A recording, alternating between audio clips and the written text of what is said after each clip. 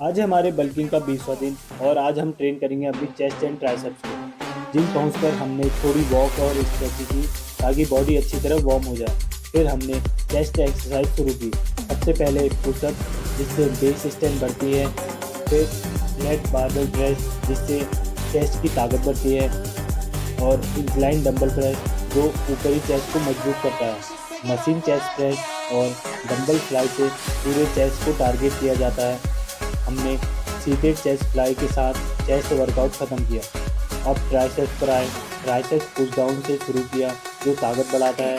फिर table triceps extension जिससे focus बढ़ता है। और डंबल किक बैक से हम ट्राइसेप्स की शेप सुधारते हैं। आखिर में single arms overhead dumbbell triceps के साथ हमने वर्कआउट ख़त्म किया। इन एक्सरसाइज से हमारे चेस्ट ट्राइसेप्स और ओवरऑल स्ट्रेंथ बढ़ती है। Thank you for watching. Time to do the main tomorrow.